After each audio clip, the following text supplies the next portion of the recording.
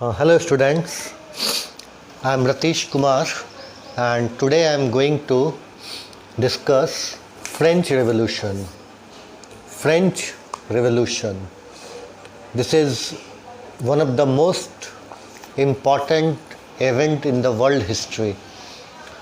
It started in France, but the impact of French Revolution felt in all part of world.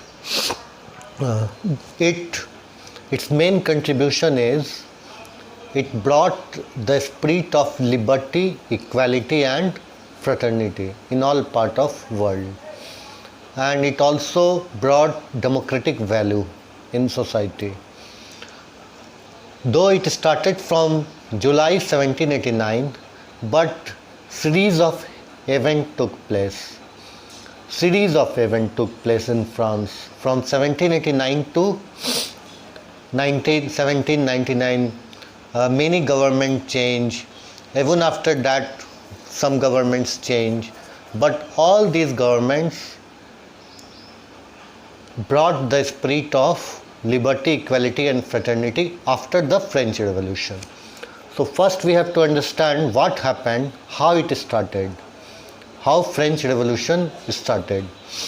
So French Revolution started from 14th July 1789. 14th July 1789 French Revolution started. 14th July 1789. 14th July 1789, and in this date city of Paris was in a state of alarm. 14 जुलाई 1789 पूरे Paris में ज़बरदस्त तरीक़ा से tension हो गया था और king ने अपने सारे ट्रूप्स को बोल दिया था कि तुम लोग सिटी में मूव कर जाओ। और क्योंकि पूरे शहर में रूमर हो गया था कि किंग की जो आर्मी है वो सिटीजन्स के ऊपर फायरिंग करने वाली है, उन्हें गोली से मारने वाली है, तो इस रूमर की वजह से 7,000 लोग, जिसमें मेन भी थे, वुमेन भी थे, ये और सारे लोग टाउन हॉल में इकट्ठा हो गए और ये लोग अपना एक आर्मी बना लिए जिसको पीपल्स मिलिशिया बोलते हैं। उन्होंने एक आर्मी बनाया जिसे पीपल्स मिलिशिया बोलते हैं, लोगों का मिलिट्री जो कि किंग से लड़ने वाला था। और उन लोगों ने स्टार्ट कर दिया सरकार की सारी बिल्डिंग्स को तोड़ना और वो लोग आर्म्स खोज रहे थे। किंग की सारी आर्म्स कहाँ पे छिपी हुई है वो ये खोज रहे थे, क्योंकि ये पीपल्स मिलिशिया थी, ये जनता ने अपना एक मिलिट्री बना लिया था किंग से लड़ने के लिए। ये इवेंट है 14 जुलाई 1789। फाइनली क्या हुआ कि सेवरल हंड्रेड पीपल जो है, काफ़ी सैकड़ों लोग, वो एक सिटी के ईस्टर्न पार्ट में वो लोग ट्रूप करने लगे। पेरिस के ईस्टर्न पार्ट में वो लोग जाने लगे और वहाँ पे एक फोर्ट्रेस प्रिजन था, मतलब कि जहाँ पे किंग जो है अपना एक जेल बना के रखा हुआ था, एक फोर्ट की तरह था, किला की तरह जेल था जिसको बोलते हैं बैसिले। और ये लोग वहाँ पे पहुँच के इस जगह पे जो फोर्ट्रेस प्रिजन था बैसिले पे, इन्होंने स्टार्ट कर दिया। इन्होंने वहाँ पे जा कर के पहले तो ये लोग एम्यूनेशन खोजने लगे, सारा जितना भी लड़ने का सामान है वो सब, गन, बंदूक, ये सब खोजने लगे। और इसके बाद इन लोगों में जनता के मिलिट्री में और किंग के आर्मी में एक आर्म्ड मिलिश फाइट हो गया और इन लोगों के बीच में एक फ़ाइट स्टार्ट हुआ, आर्म फाइट। और इसी में जो बैसिले का कमांडर था, जो जेल का, जो प्रिजन का कमांडर था, वो मारा गया, he was killed and the prisoners release दो दे वर ओनली 7 ऑफ देम। तो उन लोगों ने प्रिजनर्स को, जनता ने जो भी वहाँ पे बंद किए गए थे प्रिजनर्स को रिलीज़ कर दिया। क्यों ऐसा हुआ? क्योंकि वहाँ पे बैसिले को सभी हेट करते थे। It was a symbol of despotic power of the king. King की जो डिस्पोटिक पावर थी, मतलब निरंकुश पावर, जिसके ऊपर कोई कंट्रोल नहीं था, किंग को इतना पावर था, उसका सिंबल था बैसिले, क्योंकि जो भी किंग के खिलाफ आवाज़ उठाता था उसको इसी जेल में बंद कर दिया जाता था। तो जनता ने वहाँ से प्रिजनर्स को छुड़ा लिया जो कि किंग के खिलाफ आवाज़ उठाने वाले लोग थे। उसके बाद इन लोगों ने इस पूरे प्रिजन को डिमोलिश कर दिया और इतने लोगों में गुस्सा था कि उसके सारे पत्थर को भी उन लोगों ने मार्केट में बेच दिया। ये मतलब चाहते थे कि ये जो टूटा है, ये जो जेल टूटा है, जो फोर्ट्रेस प्रिजन टूटा है, जो किंग का सिंबल था पावर का, वो जो टूट गया है, उसका टुकड़ा टुकड़ा भी एक जनता में बिके ताकि लोग उसको अपने पास एक सोवेनियर की तरह रखे। उसके बाद उस दिन के बाद राइट सब पेरिस में शुरू हो गया, पेरिस में भी और पेरिस के बाहर फ्रांस के कंट्री साइड में, मतलब ग्रामीण इलाका, विलेज एरिया में भी राइट शुरू हो गया। पब्लिक, साधारण जनता और किंग और उसके सपोर्टर के बीच में। तो ये लोग जो पीपल थे, जो जनता थी, वो लोग प्रोटेस्ट कर रहे थे। हाई प्राइस ब्रेड की जो इतनी हाई प्राइस हो गई थी उस टाइम में, बहुत महंगा बिक रहा था ब्रेड। और बाद में इस चीज़ को मतलब हिस्टोरियंस जो है इसको देखे कि ये घटना के बाद बहुत सारा घटना घटा जिससे कि अल्टीमेटली किंग को इन लोगों ने, जनता ने किंग को हटा दिया और हटाने के बाद एग्जीक्यूट कर दिया, मतलब उसे मृत्यु दंड दे दिया। किंग को जान मारने की सज़ा मिली, गुलेटिन पे किंग को चढ़ा दिया गया। और लेकिन उस समय जब ये घटना स्टार्ट हो रहा था 14 जुलाई और या जुलाई 1789 में, लोग उस समय इतना नहीं सोचे थे कि आगे चल के ये इतना बड़ा रेवोल्यूशन हो जाएगा, लेकिन ये शुरुआत था इस फ्रेंच रेवोल्यूशन का। So how and why did this happen, ऐसा क्यों और कैसे हुआ? तो 14 जुलाई 1789 को जनता इतनी गुस्साई क्यों हुई थी? Why people were angry? Why people started fighting against the king? And even after 14th July, during the whole month, why there were riots? Why there were riots? Why people started fighting with king and his army and all the supporters of king? Why it took place? Because of some reason. ये पूरे जो घटना घट रही थी इसके पीछे एक बैकग्राउंड था। इसको अगर हम लोग अलग अलग तरीक़ा में बांटेंगे तो पहले हम लोगों को समझना पड़ेगा कि वहाँ पे लोगों की कंडीशन क्या थी, वहाँ की सोशल कंडीशन क्या थी, what was the social condition of France.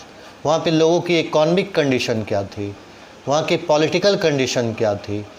ये सारी इवेंट्स को हम लोग समझ लेंगे तब हम लोग को पूरी तरह से समझ में आ जाएगा कि फ्रेंच रेवोल्यूशन होने का क्या कारण है, what was the reason behind French revolution. So first we have to understand French society during the late 18th century. French society late 18th century में कैसा था? French society during the late 18th century. तो उस समय अगर हम लोग देखें तो फ्रांस में एक्सट्रीम इनइक्वालिटी था। पूरे सोसाइटी में एक्सट्रीम इनइक्वालिटी था। Society was not equal, it was unequal society. वहाँ पे 3 तरह के स्टेट बने हुए थे, ESTAT स्टेट। 3 स्टेट में फ्रांस डिवाइडेड था फ्रेंच सोसाइटी। सबसे ऊपर का जो फर्स्ट स्टेट था, it was known as clergy. First state was known as clergy. Second state was known as nobility and the third state was known as common people. It was the lowest state. It included big businessmen, merchants, court officials, lawyers, then peasants and artisans, then small peasants, landless labor, servants. These all people were included in third state. So first state जो clergy थे, ये लोग priestly class थे, जैसे church के pope हो गए, बड़े बड़े जो वहाँ पे जो रिलीजियस हेड थे वो सब क्लर्जी में आते थे। इनकी पॉपुलेशन बहुत कम थी लेकिन सारा अच्छा खासा प्रॉपर्टी इनके पास थी और ये बहुत सारे टैक्स ले रहे थे जो थर्ड स्टेट वालों को देना पड़ता था और इनकी कोई लाइबिलिटी नहीं थी, क्लर्जी की कोई लाइबिलिटी नहीं थी, इन्हें कोई टैक्स नहीं देना पड़ता था और इन्हें सारा टैक्स वगैरह मिलता था, जिसमें अलग अलग तरह का टैक्स था, रिलीजियस टैक्स भी था। सेकंड स्टेट था नोबिलिटी। नोबिलिटी का मतलब कि नोबल्स, जो लोग लैंड को कंट्रोल कर रहे थे, जो लैंड के मालिक लोग थे, ये लोग नोबल्स थे। जैसे हम लोगों के यहाँ बड़े बड़े ज़मींदार होते थे, वैसे ही वे लोग नोबल्स कहलाते थे। They were owner of big lands and they also have no liability and they were enjoying all type of rights. Nobility को भी सारा राइट था लेकिन लाइबिलिटी नहीं था। इन्हें टैक्स नहीं देना पड़ता था, बल्कि ये टैक्स लेते थे, थर्ड स्टेट वाले लोगों से टैक्स लेते थे।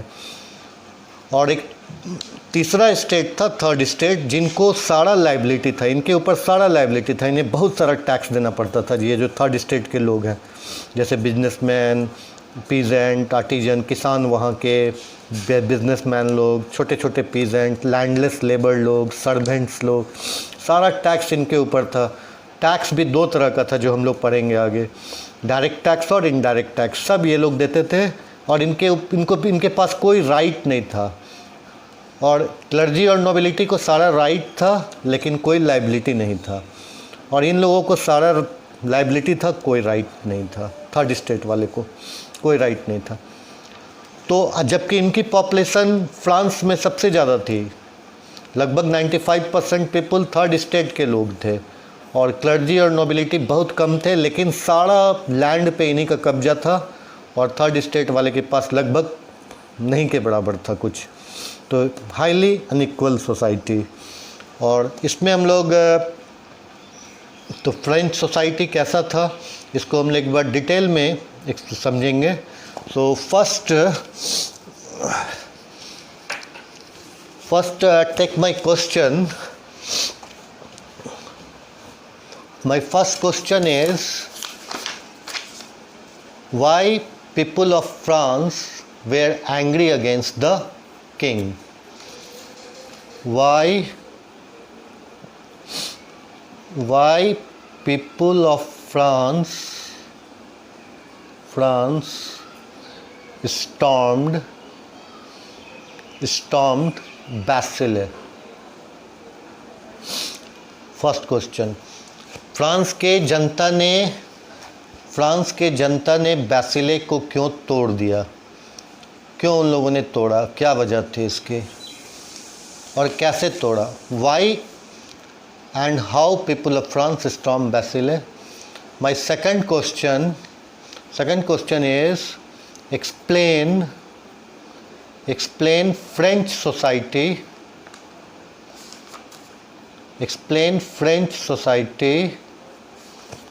during late 18th century. During late 18th century. I have two questions. Explain French society during late 18th century.